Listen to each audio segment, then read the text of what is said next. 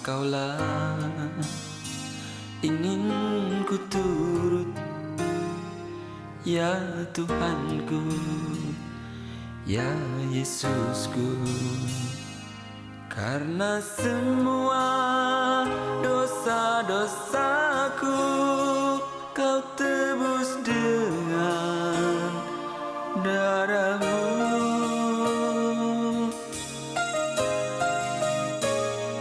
Meskipun di dunia ini ku peroleh segala-galanya, namun yang selalu ku rindu hanyalah. Puji nama Tuhan. Selamat pagi semuanya yang merasakan hadirat Tuhan sepanjang minggu ini, boleh letakkan tangannya. Oke, puji nama Tuhan. Kita kembali lagi beribadah di tempat ini, di ibadah yang pagi hari ini, di minggu yang ketiga. Mari Bapak Ibu semuanya, kita rasakan hadirat Tuhan dalam kehidupan kita sepanjang minggu ini. Mari kita berhadapkan wajah kita kepada Tuhan. Mari kita minta pengampunan daripada Tuhan. Kita bersyukur kepada Tuhan. Kita berada sampai saat ini, semua hanya karena Tuhan.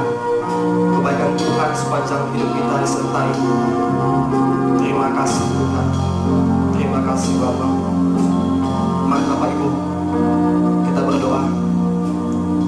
Terima kasih Bapak, terima kasih Yesus, buat sepanjang hari yang Kau berikan kepada kami Tuhan Yesus. Kami bersyukur punya Allah seperti Engkau, Allah yang menyertai kami sepanjang hidup kami Tuhan. Kami sangat bersyukur kepada-Mu. Terima kasih Bapa, terima kasih Yesus.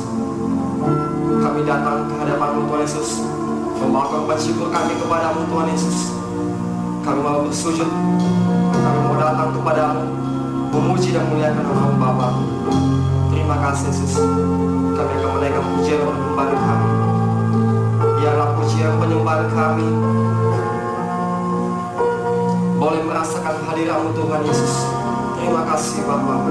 Terima kasih. Terima kasih Tuhan.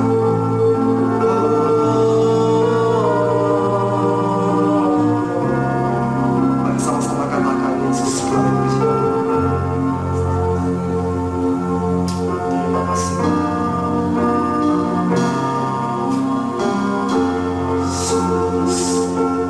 Kami puja, kami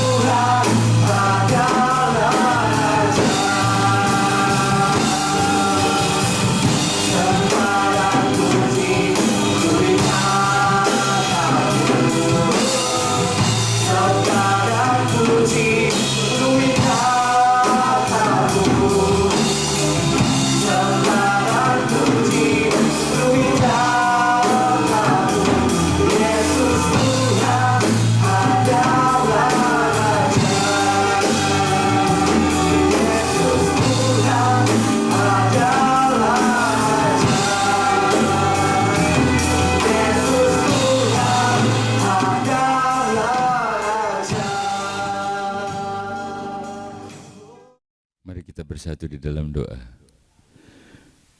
Mengucap syukur kepadamu Tuhan, karena hari ini Engkau memberikan kami kemenangan untuk ada di dalam rumah-Mu dalam suatu ibadah. Seperti Raja Daud berkata, adalah lebih baik 1 hari di pelataran-Mu daripada 1000 hari di tempat lain. Dan kami percaya Tuhan, ketika kami bersama-sama dengan umat-Mu dalam suatu ibadah, kami bukan cuma bertemu dengan saudara-saudara kami seiman atau dalam saudara-saudara kami di rumah, tetapi kami secara khusus bertemu dengan Engkau.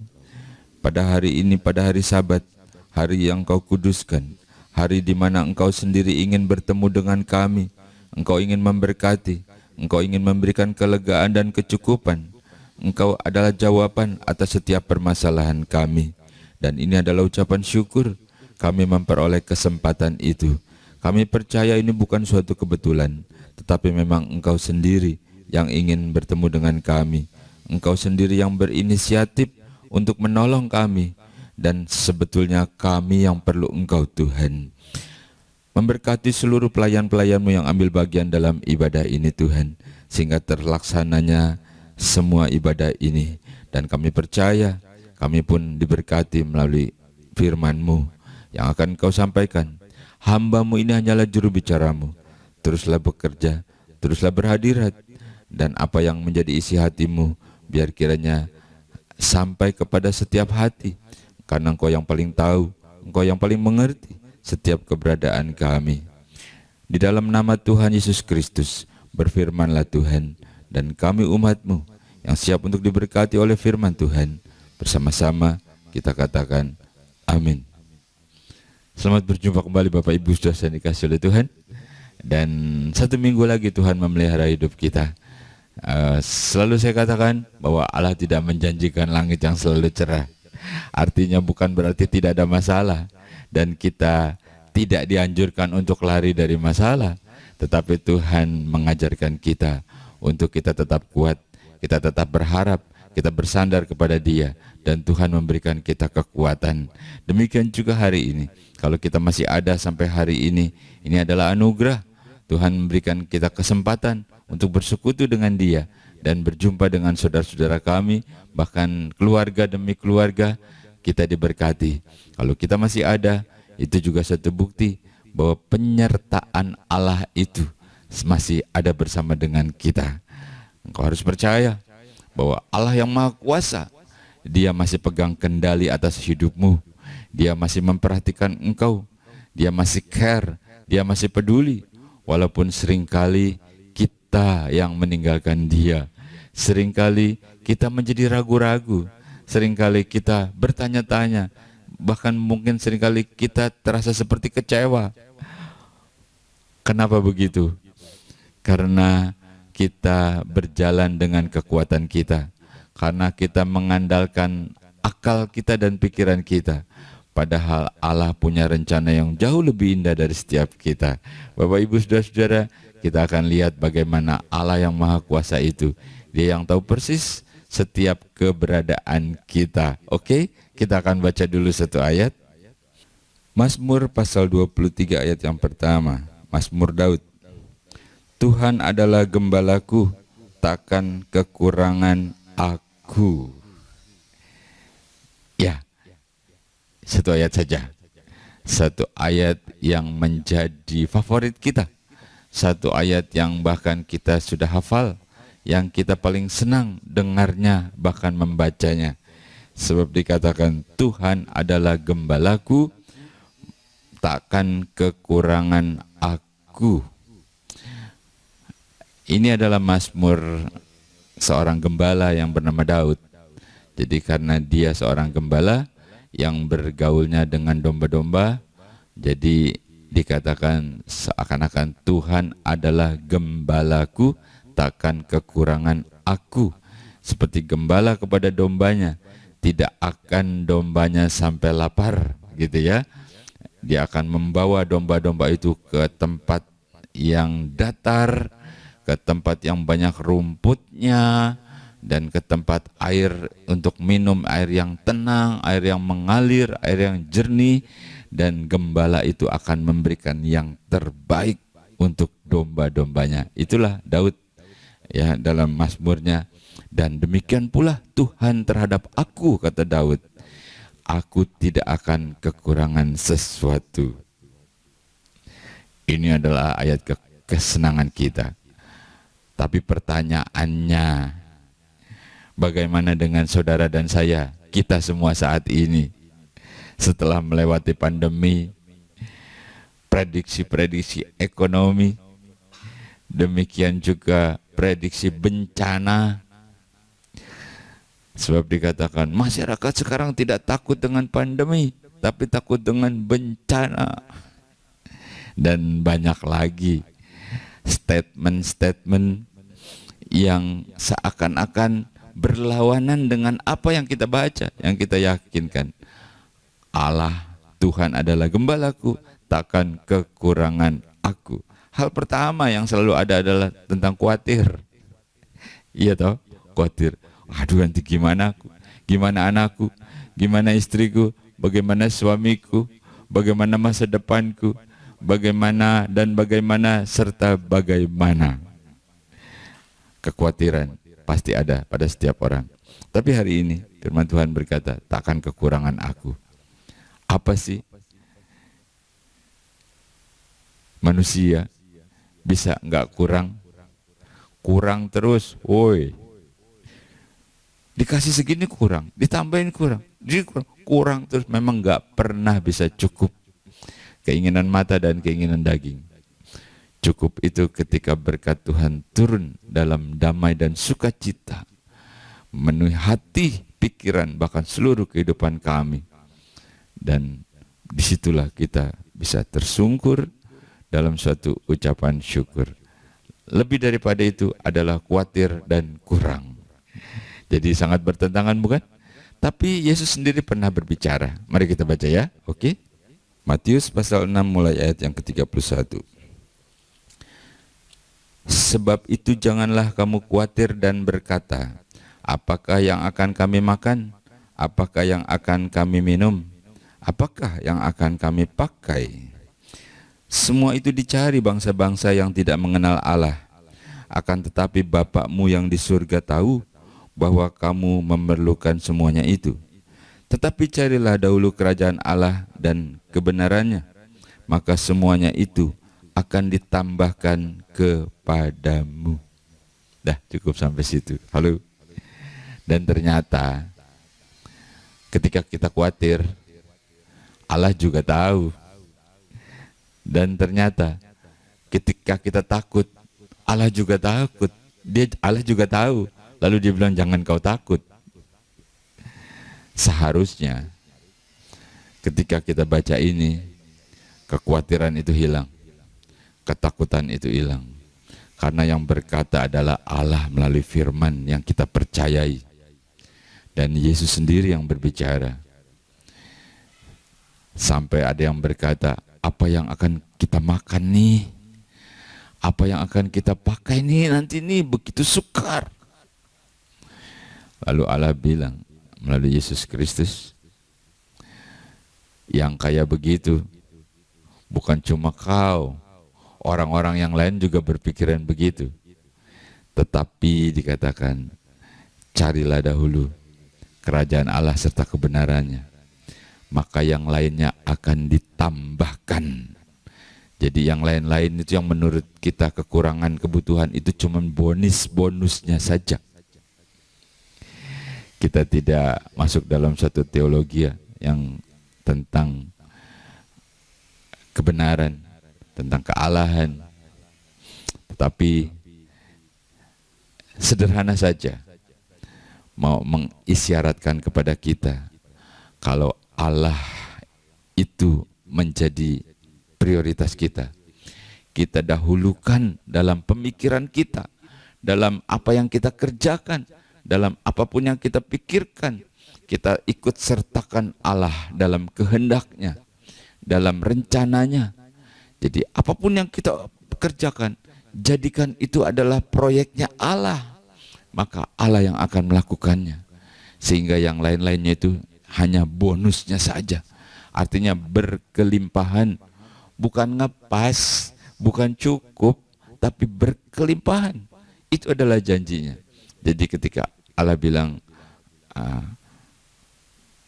Allah Tuhan adalah gembalaku dan aku tidak kekurangan, dikatakan dia sangat peduli soal jasmani.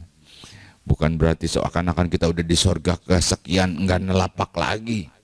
Saking berohaninya dalam tanda kutip.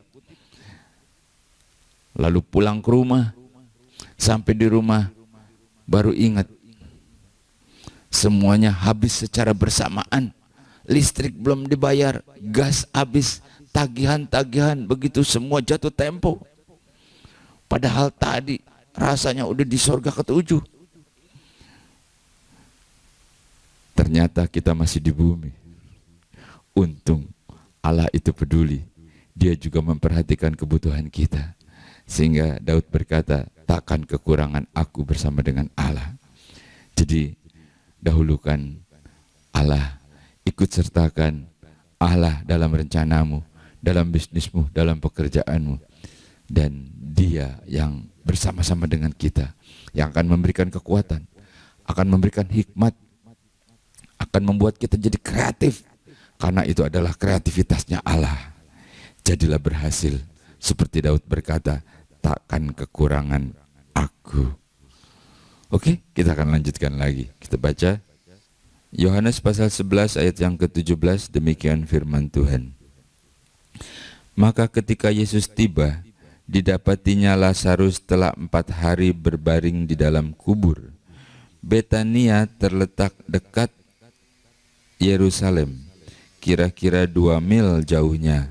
Di situ banyak orang Yahudi telah datang kepada Maria dan kepada Marta dan Maria untuk menghibur mereka berhubung dengan kematian saudaranya. Bapak Ibu saudara yang dikasihi oleh Tuhan, ini penggalan kisah di mana Yesus mengasihi keluarga Marta, Maria dan Lazarus, dan dikabarkan bahwa saudaranya Lazarus sakit. Lalu apa yang terjadi? Seakan-akan Yesus terlambat, dan ketika Yesus sampai, Lazarus sudah 4 hari berbaring dalam kubur. Seperti itu ya. Apa hubungannya dengan yang kita baca bahwa takkan kekurangan aku? Bapak Ibu sudah dikasih oleh Tuhan, kalau yang tadi kita bahas adalah dia Allah sangat memperhatikan kebutuhan jasmani kita. Sampai berkata apa yang kita makan, apa yang kita pakai, dan Allah mencukupi bahkan sampai berkelimpahan ketika engkau betul-betul mengandalkan Dia. Hal berikutnya adalah bukan cuma segi jasmani, tapi segi rohani juga, segi batin. Dalam keadaan susah, dalam keadaan bersedih, dalam keadaan putus asa, dalam keadaan kecewa karena Yesus terlambat datang, sehingga saudaranya Lazarus meninggal dan Yesus tetap hadir.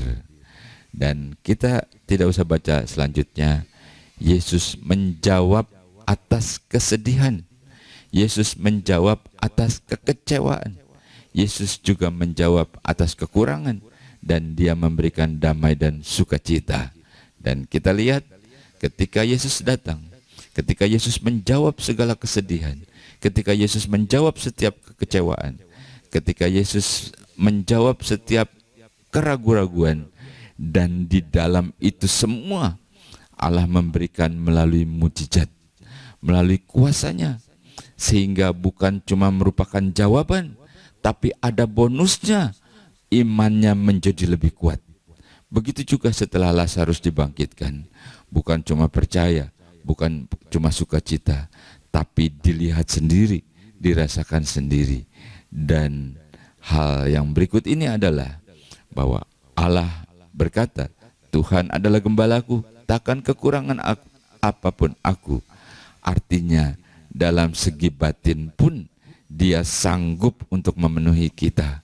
Dia menggantikan apa yang menjadi kegelisahan menjadi sukacita dalam suatu berkat yang besar, dalam suatu mujizat yang besar. Bapak Ibu sudah dikasih oleh Tuhan, Mungkin kita nggak kekurangan makan, mungkin rezeki cukup, tapi kita kekurangan damai, sukacita. Hati ini masih pahit. Mungkin kita juga nggak pahit, tapi kita pernah kecewa, tapi kita pernah berharap-harap, tapi seakan-akan itu semua gagal, itu semua meleset, tidak sesuai dengan yang kita harapkan. Tapi hari ini ketahuilah bahwa Allah juga peduli, bukan cuma soal makan dan minum. Dia peduli soal batinmu. Dia akan menyelesaikan persoalanmu. Itu sebabnya ikut sertakan Allah dalam setiap permasalahanku. Dan Allah memberikan damai dan sukacita di dalam hatimu. Oke? Biar kiranya kita menjadi kuat, kita tetap semangat. Oke, sekarang terakhir kita akan baca Markus pasal 4 ayat 38 mulai. Demikian firman Tuhan. Pada waktu itu Yesus sedang tidur di buritan di sebuah tilam. Maka murid-muridnya membangunkan dia dan berkata kepadanya, "Guru, engkau tidak peduli kalau kita binasa." Ia pun bangun menghardik angin itu dan berkata kepada danau itu, "Diam, tenanglah." Lalu angin itu reda dan danau itu menjadi teduh sekali. Lalu ia berkata kepada mereka, "Mengapa kamu begitu takut? Mengapa kamu tidak percaya?" Mereka menjadi sangat takut dan berkata seorang kepada yang lain, "Siapakah gerangan orang ini sehingga angin dan danau pun taat kepadanya?" Bapak Ibu sudah saya dikasih oleh Tuhan. Yang terakhir, kita sudah bahas tadi bagaimana Allah mencukupi kita, memberkati kita, bagaimana Allah juga membalut kita, luka-luka batin kita, memberikan dengan damai sejahtera.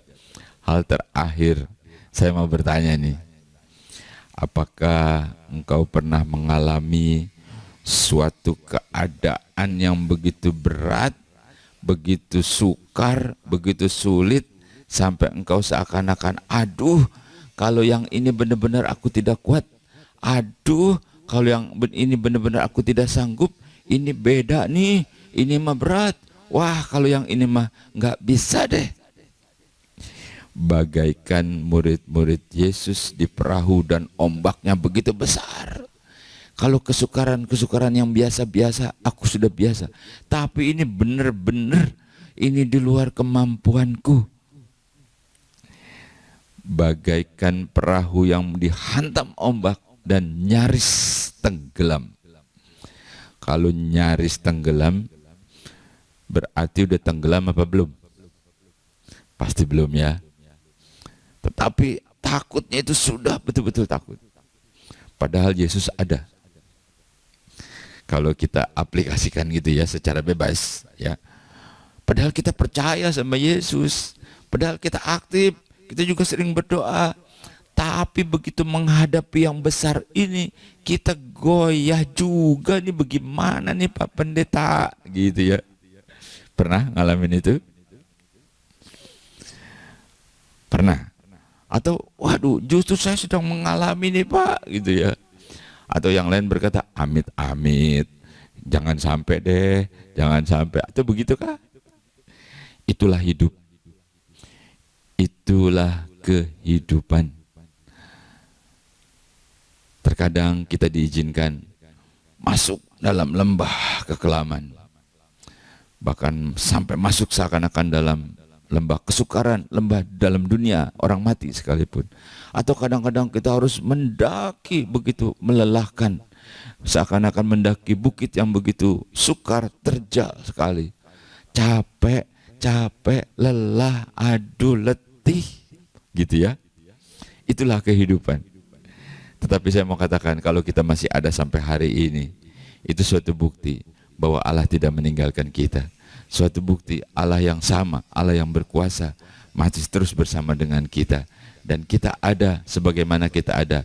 Ini adalah anugerah bahwa Allah memberikan kita kesempatan untuk hidup, untuk masih bisa melihat kuasa Allah, masih bisa menyaksikan berbagai-bagai mujizat, masih bisa bersekutu dengan saudara-saudara kita seiman, dengan keluargamu juga.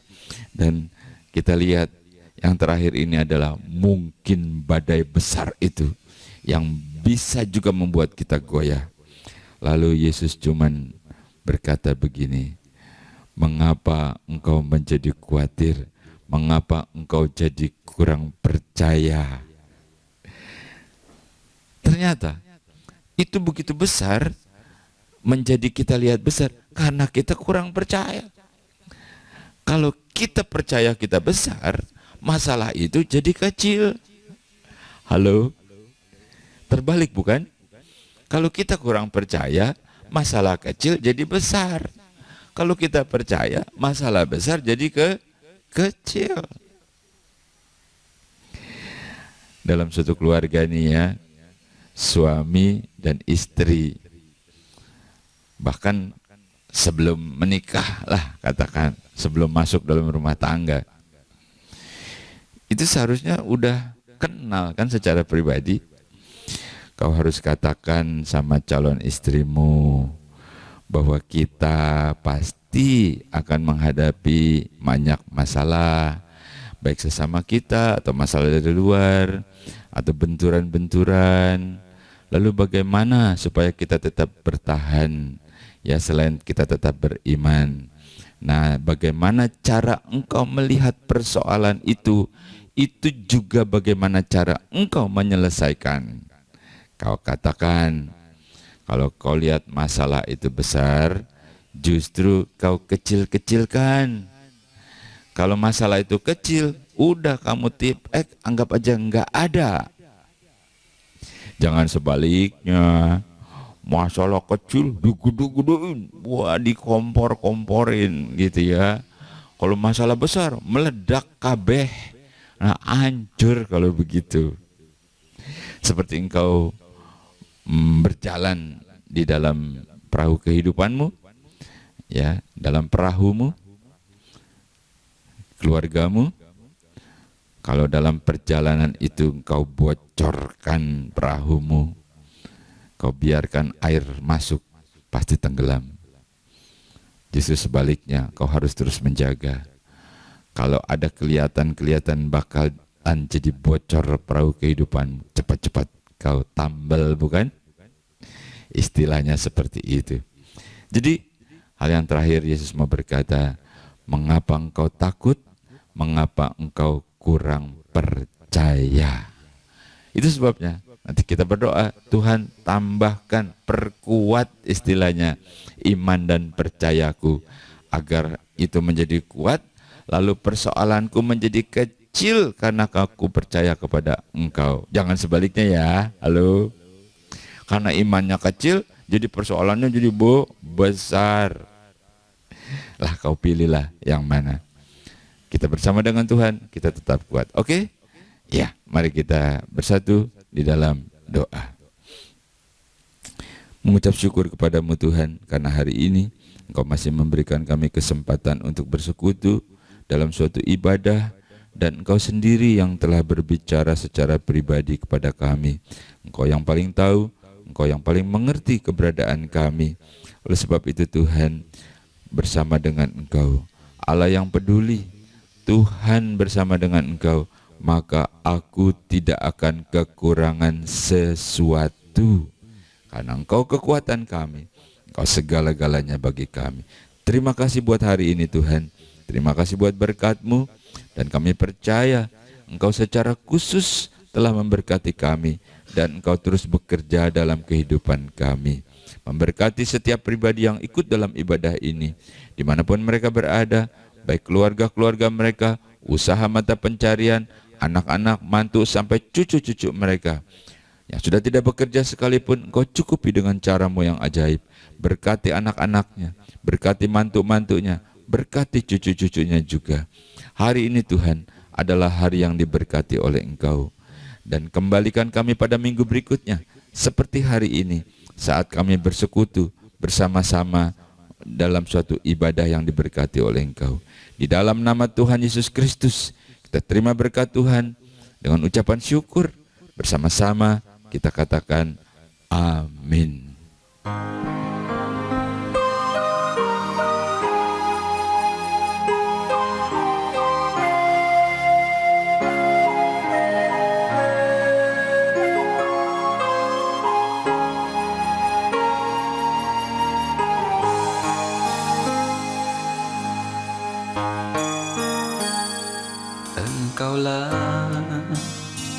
ingin ku turut, ya Tuhanku, ya Yesusku. Karena semua dosa-dosaku Kau tebus dengan darah-Mu.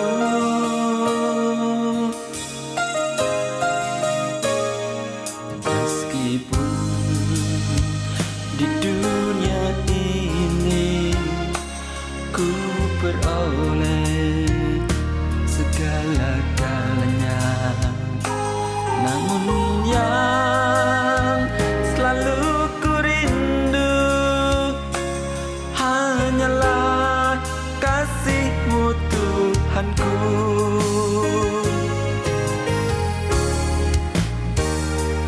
Inginnya ku di sisi-Mu, bersama-Mu di surga yang mulia. Hidupku beserta jiwaku damailah dalam genggaman-Mu.